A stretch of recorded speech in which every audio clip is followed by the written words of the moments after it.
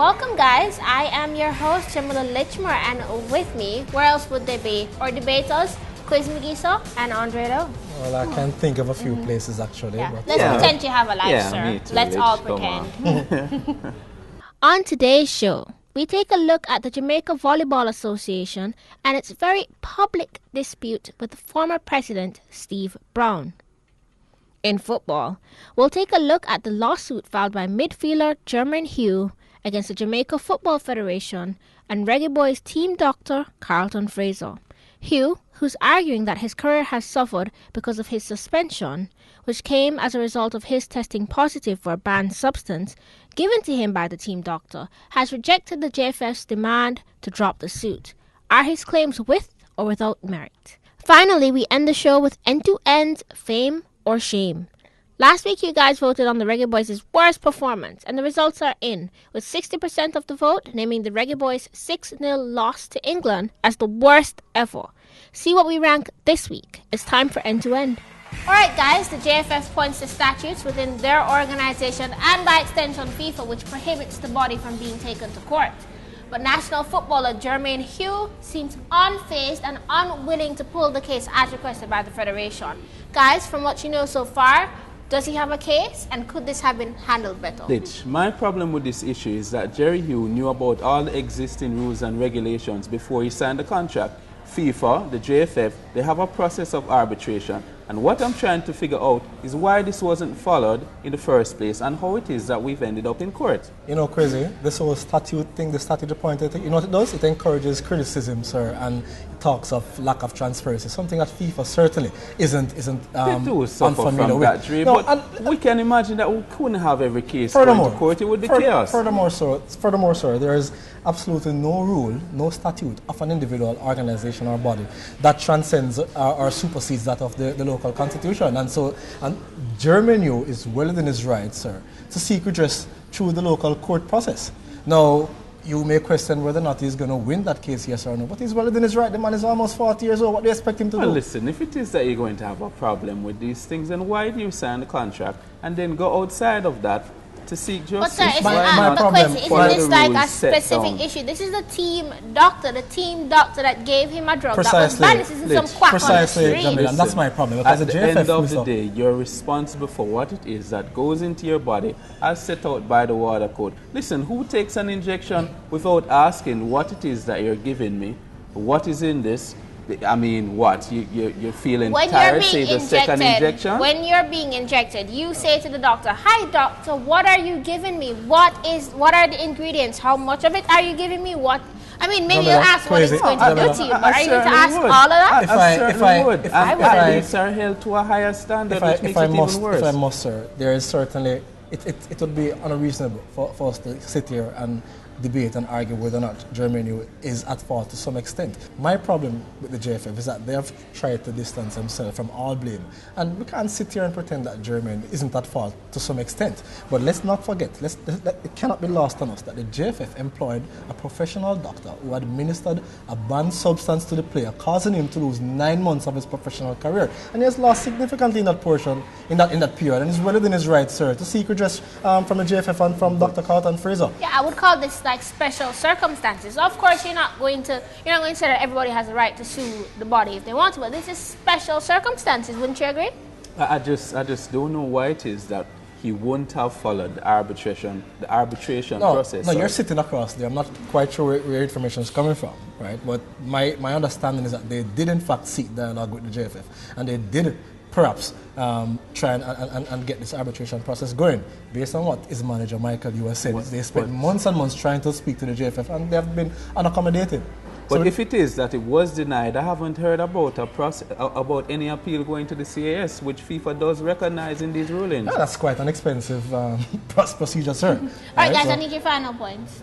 My final point is, listen, Jermaine Hue, not entirely missing responsibility here, but certainly the JFF needs to stand up, put their hands up, and take responsibility for what has taken place here in this player's career. Even if the JFF are responsible, the proper procedure here was not followed, and I believe that they have a right to say, hey, look, you skipped a couple steps, Jerry. All right, looking back at all of this, I'm thinking that this could have been handled better. We didn't have to be in this place right now. didn't have to be facing a lawsuit. If it was handled better, perhaps wouldn't be right here. So let's, wait and see. Let's watch. Yep. We're on to our second point, and the best part is the drinks are here. Now, I'm having a peach martini. Lowe, what are you having? This is called the hit and run. Perfect, actually. Yeah. Kwesi, what are you having? This is over the top. Quite good. You know what? Triple Century kind of read our minds today. I don't know how it's possible, but those two drinks, the over the top and the hit and run, it kind of describes you. You know, you're a little over the top, and speaking to you is like being involved in a hit and run. Well, what can I say? Maybe they should have both. Perhaps they read our personalities. Good job, Triple Century. Good job. Really good job. What's that? That's a peach martini, no? Yes, it is. Okay, good stuff. Let's go. Both sides, the Jamaica Volleyball Association and Steve Brown, have accused each other of deceit, among other things. Guys, how bad has this been, and how bad is it for the sport of volleyball? Well, the Jamaica Volleyball Association, or the Jamaica Volleyball Association in this situation, because this is utter madness, it's total madness. And and it is always so disappointing when what we call minor sport, minor associations find themselves in the news for the wrong reasons. Now, Steve Brown being now the past immediate president, and the association seem to have had some sort of discord.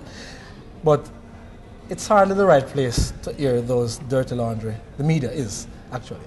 Now, we have actually seen a lot of correspondence, press releases and so forth from both sides, but none of them have actually said what the real issues are. And I certainly believe that a responsible association, a developed administration would have handled this situation in a much more mature and professional manner. Quite so, Dre, and it was absolutely poorly handled. And this is my problem with minor sports. You always want sponsorship, you always want support, but yet still the organization always seems to be in shambles. Listen, if it is that you had such a problem with the president's management, how is it that months later, nobody knows what was happening? You have all these complaints, you're running out of money or you don't have enough money. What was happening during his tenure? And if, as the president, you had an issue with the organization and how it was run, why was this not changed during your tenure there? There are just so many unanswered questions, and it always seems to be the case with the minor association. A lot of questions, and is it damaging the association?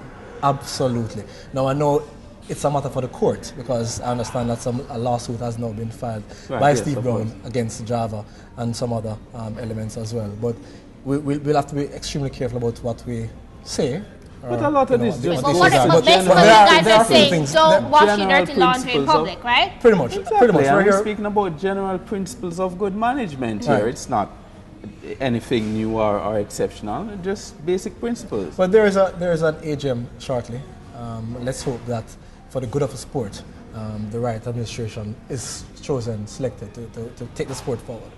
You know what, I think we have seen this far too often in Jamaica, where sometimes we get the sport right, we get the medals, but we don't seem to get the back end as well as we do the other parts. So we are not entirely capable of handling internal issues or problems that we're facing. So I think maybe we need to address the business end of sport, for further improvement. I'm pretty sure that Java has its procedures and its protocols for dealing with internal matters, and those were clearly ignored this time around. And I'm not so confident about the AGMJ. Listen, they've had president after president, body after body, and we always seem to be stuck with the same issues. I don't know when it's going to get any better. When Sort it out, Java. It's not a good look.